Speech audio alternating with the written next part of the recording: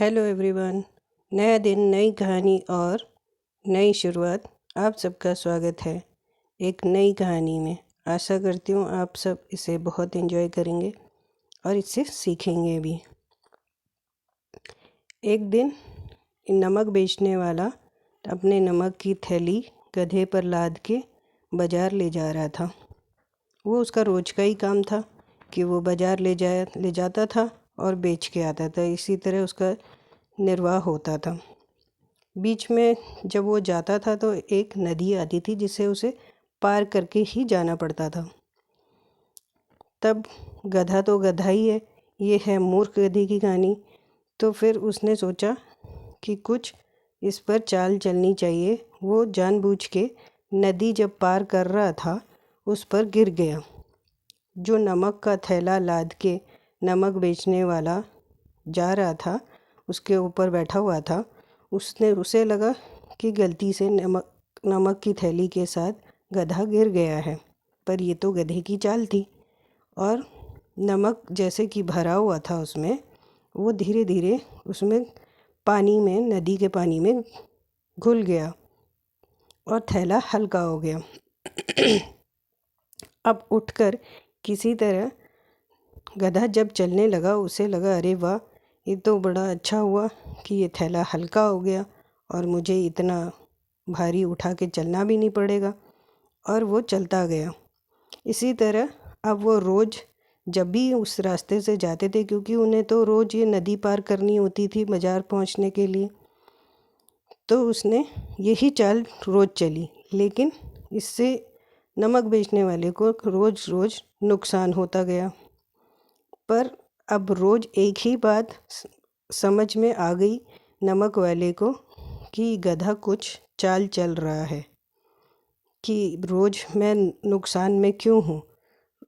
तब उसने सोचा कि इस गधे को अब किसी तरह सबक सिखाना ज़रूरी है, क्योंकि मूर्ख तो वो पहले था ही और गधा भी था, लेकिन अपनी बुद्धिमानी दिखा रहा था कि किसी तरह मेरा काम आसान हो जाए रोज़ के रोज़।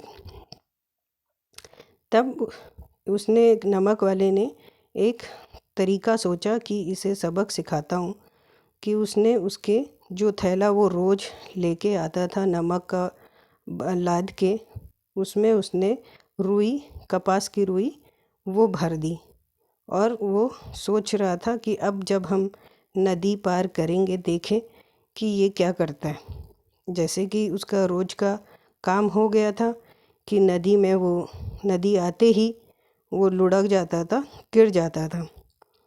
तो वैसे ही उस दिन भी वो नदी के पास आते ही लुढ़क गया और उसका थैला भीग गया। अब इस बार थैला भीग तो गया, और जो रुई थी उसने सारा का सारा पानी सोख लिया।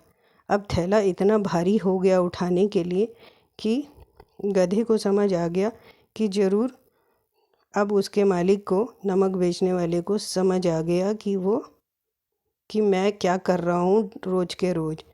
तब उसने उस दिन तो किसी प्रकार वो बाज़ार पहुँचा, लेकिन अब उसे सबक मिल चुका था कि मैंने गलती की है, कामचोरी की है। तो उसने अपनी गलती स्वीकार ली और समझ गया कि इस बार से अब आगे इस तरह की गलती नहीं करूँगा। कहाँ मैं हल्का होगा सोच के मैं नमक को रोज़ भिगा देता था, ज़बरदस्ती जानबूझ के गिर के। लेकिन आज तो ये मुझे ही भारी पड़ गया है, इतना भारी बैग लेके मैं चल रहा हूँ। नमक वाला भी नुकसान रोज़ उठा रहा था, इसका गधे को कोई एहसास नहीं था। लेकिन अब जब उसे समझ आ गई तो अगले दिन से उस गधे ने ये चालाकी का काम छोड़ दिया और अब नमक वाले को भी नुकसान से परेशान होना नहीं पड़ता था। अब उसे लगा कि गधे को समझ आ गई है और मुझे भी अपने कारोबार में नुकसान नहीं उठाना पड़ रहा है। तो इससे ये सबक मिलता है कि किस्मत साथ देती है कभी कभी, लेकिन किस्मत के भरोसे ही जिया नहीं जा सकता। बुद्धि भी ज़रूरी है, जो बुद्धि और किस्मत जब दोनों साथ हों तभी आदमी को सफलता मिलती है। कामचोरी, आलस या छोटा रास्ता कभी सफलता को प्राप्त करने तक नहीं पहुंचाता। उसका रास्ता भले छोटा सोच के सभी इंसान यही सोचते हैं कि किसी तरह हमको सफलता मिल जाएगी छोटे रास्ते अपनाने से, कामचोरी से और ईमानदारी को छोड़ के, लेकिन ऐसा सत्य नहीं है। हमेशा सफलता पाने के लिए, या चाहे वो कारोबार हो, चाहे वो ज़िंदगी हो, हर प्रकार से हमें मेहनत और कठिन परिश्रम ही करना पड़ता है, तभी हम सफलता को प्राप्त कर सकते हैं ईमानदारी से। फिर मिलेंगे दूसरी कहानी के साथ, तब तक अपना ध्यान रखिएगा और सब्सक्राइब प्लीज़ ज़रूर कीजिएगा, लाइक भी कीजिएगा। फिर मिलते हैं, बाय बाय।